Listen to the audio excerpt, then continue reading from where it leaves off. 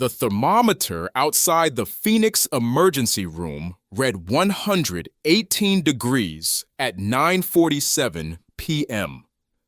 Dr. Amelia Chen had worked in emergency medicine for 14 years. She knew heat stroke, confusion, flushed skin, rapid pulse. What she was seeing now was different. 73 patients in 6 hours. Not hikers or construction workers, office workers, retirees, a city bus driver who collapsed at the wheel, a woman who had walked 12 feet from her car to her front door. 12 feet. The woman's core temperature was 107.3 degrees. Dr. Chen would later tell federal researchers that what she remembered most was not the volume. It was the speed. How little time existed between "I feel dizzy" and organ failure. That was July 19th, 2024. The data from that night would not be analyzed for weeks, and what it revealed was not an anomaly. It was a preview. Because while the public was being told this was an extreme heat event, scientists were watching temperature records fall that models predicted would hold until 2045, some until 2060.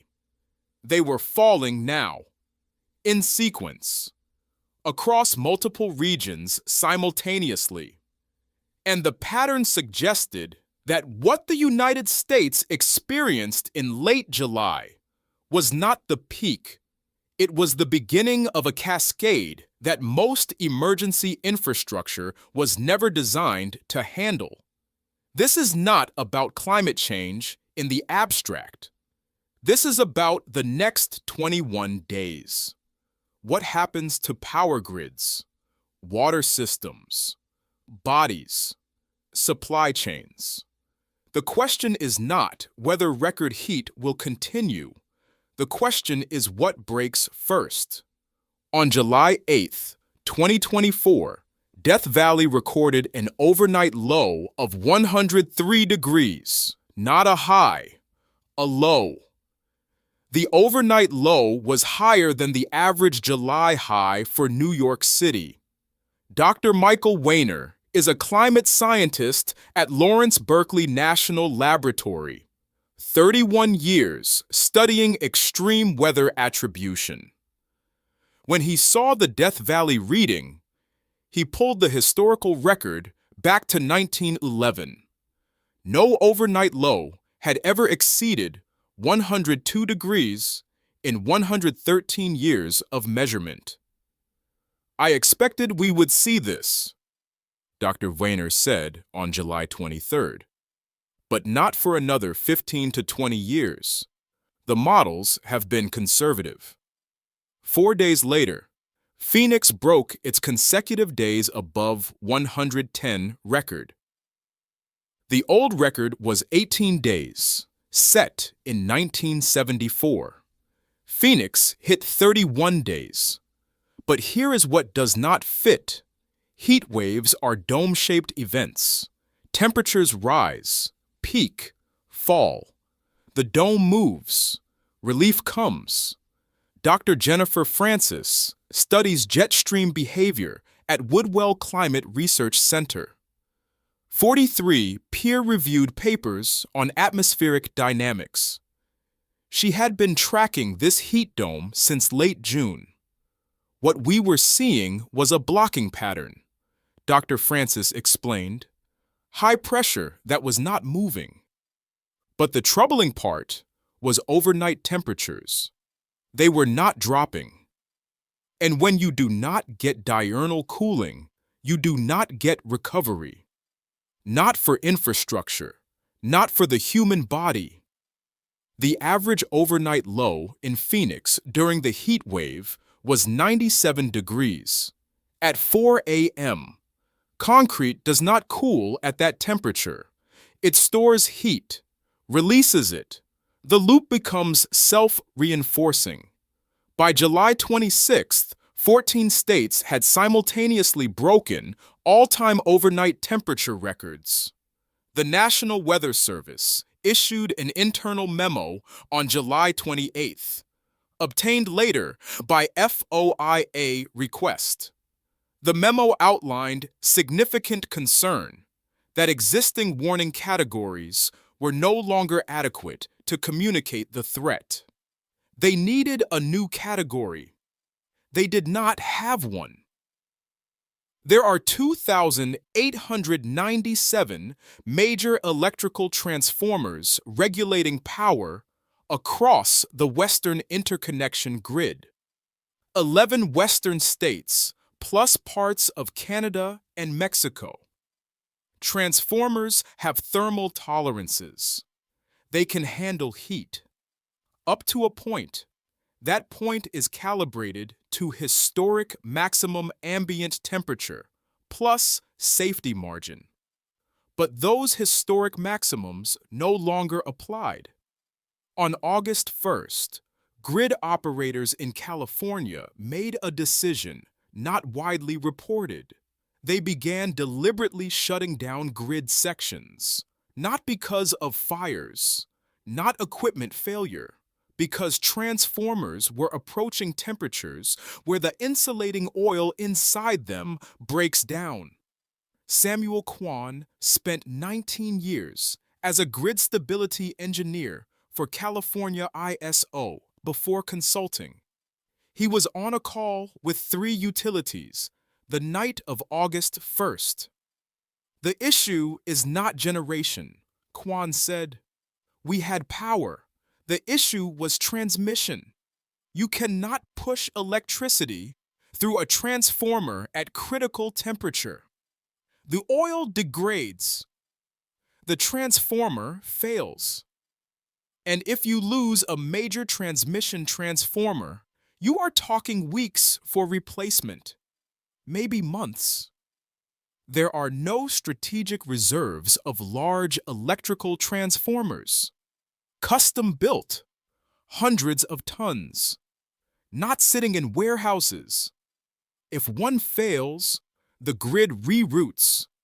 Load increases on adjacent transformers, raising their temperature, increasing their failure risk. Cascading failure. California, ISO, did not use the term rolling blackouts. They said load management. But 23 Fresno neighborhoods lost power for 4 hours on August 2nd. The stated reason was preventive maintenance. The actual reason was thermal runaway. August 3rd, Texas, ERCOT issued a conservation appeal at 2 p.m. By 6 p.m., demand exceeded capacity by 3,100 megawatts. Grid frequency dropped to 59.87 hertz. Standard is 60. Below 59.4, automatic shutdowns trigger. They were 12 hundredths of a hertz away. ERCOT did not report this. It emerged from Department of Energy data 2 weeks later. What the public was told: the grid is stable. What the data showed: the system had come within 90 seconds of uncontrolled blackouts. On August 4th, a San Antonio hospital evacuated its ICU.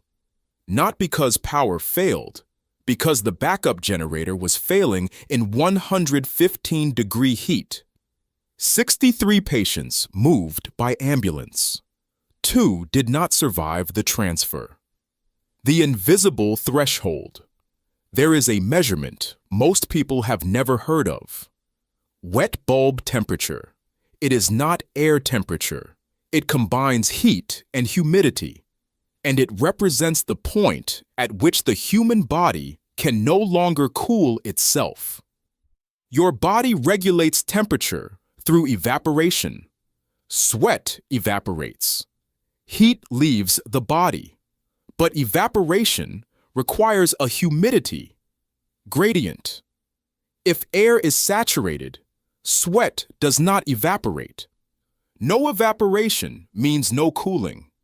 At a wet bulb temperature of 95 degrees Fahrenheit, a healthy human sitting in shade with unlimited water will die within 6 hours. Will die. Dr. Daniel Vecellio is a geographer at George Mason University. He runs heat chamber experiments to determine exact physiological thresholds. His 2022 research found the fatal threshold is lower than previously thought. Not 95 degrees. Closer to 87 for vulnerable populations. Closer to 90 for healthy adults performing physical activity. We had always treated 95 degrees wet bulb as theoretical, Dr. Vecellio said. Something late in the century. What we found is that we were measuring 88, 89, even 91 degrees wet bulb in real-world conditions. In the United States, in 2023, on August 6, 2024, Lake Charles, Louisiana recorded a wet bulb temperature of 88.7 degrees for 2 hours and 41 minutes. That is not a record. That is a threshold. A record gets broken and life continues. A threshold is a line past which the rules change. Past 88 degrees wet bulb, outdoor work becomes lethal. Construction stops. Agriculture stops. Delivery stops. On August 7th, a construction worker in Houston collapsed at 10:14 a.m. Air temperature, 97 degrees. Humidity, 81%. Wet bulb, 89.2 degrees. He had been working 38 minutes.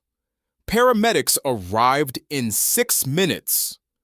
Ice packs, IV fluids. His core temperature was 108.9 degrees. He died 17 hours later from multi-organ failure. OSHA opened an investigation, but OSHA has no enforceable standard for heat exposure. Guidelines only. The construction company was not cited. The question is not just what killed him. The question is how many more people are working right now in conditions that exceed survivable thresholds. According to Dr. Vecellio's data, millions. What Phoenix knows. The Maricopa County Department of Public Health runs a unit most people do not know exists. The Heat Response and Mitigation Office. Created in 2020 after 323 people died from heat in one summer. David Hondula runs it, Ph.D. in urban climatology. 7 years studying heat vulnerability. In late July 2024, his team made a projection they did not release publicly. Based on current trajectory, 560 to 710 heat-related deaths by end of September. That assumed the heat would break in mid-August. It did not. By August 10th, the medical examiner confirmed 412 heat-related deaths. Another 278 under investigation. The morgue ran out of space. Refrigerated trucks were brought in, not reported in national news, mentioned briefly in local outlets as a procedural challenge. But here is what the data shows. 61% of deaths occurred indoors. Indoors. Not homeless individuals. People in homes. In apartments. Without AC. Or with AC that failed. or with AC they could not afford to run. Average indoor temperature, where deaths occurred, 104 degrees. Hondula's office investigated 37 cases. In 19 cases, AC was functional. Residents had turned it off or set it above 85 to save on electricity. In 12 cases, AC had broken. Average wait time for repair in Phoenix in August, 11 days. In 6 cases, elderly victims living alone were found days after death. One man found August 8th, dead for 5 days. His thermostat was set to 80. Indoor temperature, 107. The AC had been running. It could not keep up. "We talk about heat as an outdoor issue," Hondula said in an August 12th briefing. "But most fatalities are happening inside. Our housing stock is not designed for this." He paused. "And our public messaging is not designed for this. How do you tell people that staying inside may not save them?" Phoenix knows something. The rest of the country is about to learn. There is a temperature above which normal life is not possible, and that temperature is not as high as people think. The cascade. Water treatment plants require electricity. On August 13th, a San Antonio facility lost power for 47 minutes. Backup systems engaged. Normal operations resumed, but 47 minutes without cooling in 110-degree heat is enough. Algae blooms. Microcystis aeruginosa produces microcystin toxin, causes liver damage. The plant monitors for microcystin every 72 hours. The bloom happened in 48. August 15th, residents reported tap water smelled strange, earthy, bitter. Testing confirmed microcystin at 1.8 parts per billion. EPA advisory level for children, 0.3. 63,000 people without safe drinking water. But here is where it cascades. Boiling water requires energy already constrained. Buying bottled water requires supply chains, refrigerated trucks, fuel, and refineries shut down when temperatures exceed safety limits. August 14th, a Texas City refinery reduced output 30%. Stated reason: unplanned maintenance. Actual reason: cooling systems could not handle ambient heat. Less refining means less diesel. Less diesel means fewer trucks. Fewer trucks means less food delivery. August 16th, a Phoenix Kroger distribution center received 68% of expected refrigerated deliveries. 32% of food did not arrive. Stores did not run out, but shelves were thinner. Nobody connected it to heat. Dr. Kelsey Barton is an infrastructure systems analyst at Stanford. She builds models of interdependent networks. She ran a simulation in early August. Sustained temperatures above 110 for 21 days. The model predicted sequential failures: electricity, water, supply chains, communications, as data centers overheated. The systems are coupled, Dr. Barton said. They fail together. Heat stresses all of them simultaneously, and our response infrastructure is siloed. Nobody is managing the whole. She was asked the most critical failure point. Hospitals. They depend on everything: power, water, supply chains, staff who can get to work. When a hospital goes down, There is no redundancy. August 17th, a Tucson hospital activated crisis standards of care, medical triage, when resources are insufficient to treat everyone, not from a mass casualty event, because the hospital had 340% capacity and nowhere to transfer patients. Every regional hospital was full. The next 3 weeks. August 18th, the National Weather Service released the 21-day outlook. Above average temperatures across the entire southern United States. Probability greater than 80%. But above average does not communicate reality. Phoenix average high in late August, 104 degrees. Forecast for August 27th, 117 degrees, 13 degrees above average. Dr. Francis had continued tracking the blocking pattern. August 19th, she published analysis shared 47,000 times. The high-pressure system was locked in an omega block, shaped like the Greek letter. High-pressure center, low pressure, both sides. Stable, persistent, immobile. This is the pattern that caused the 2003 European heat wave. Dr. Francis wrote, that killed 70,000 people. It lasted 2 weeks. Ours has lasted 4.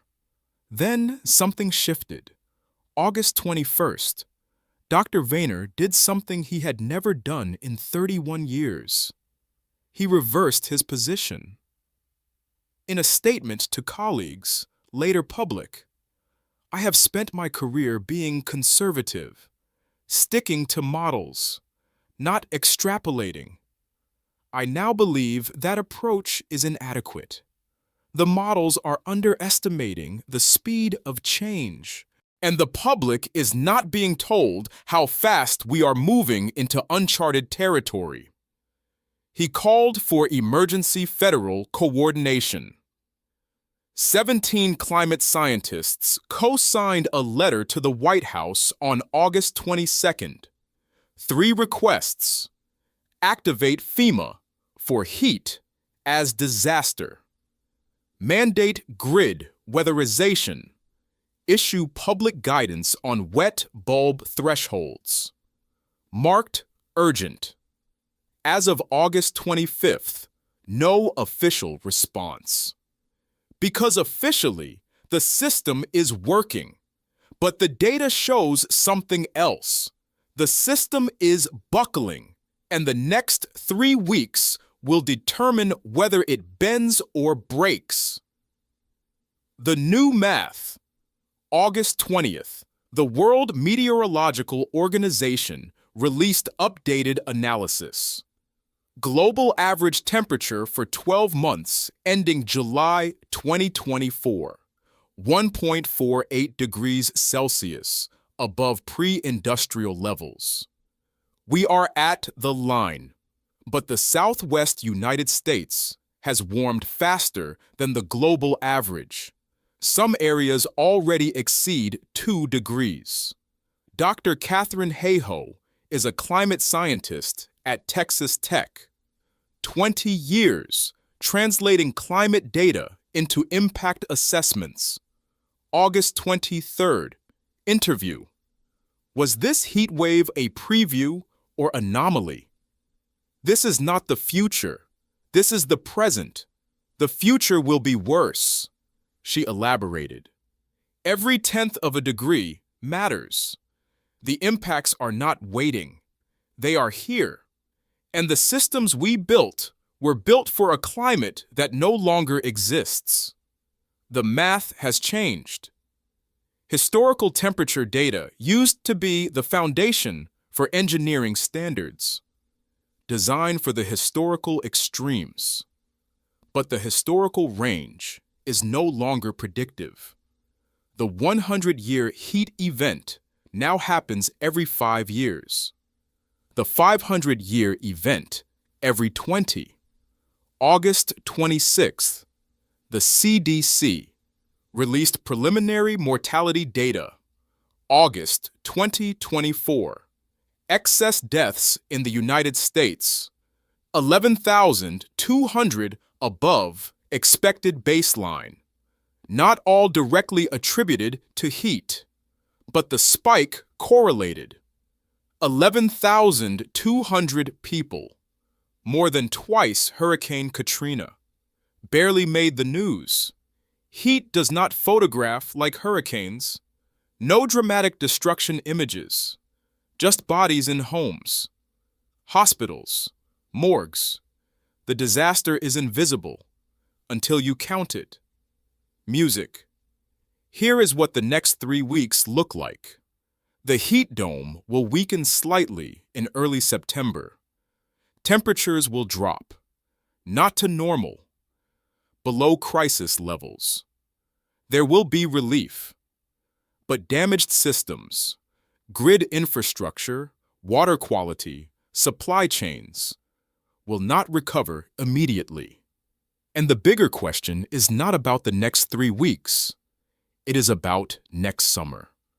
This heat wave showed that the gap between what we are prepared for and what is happening is wider than anyone wanted to admit.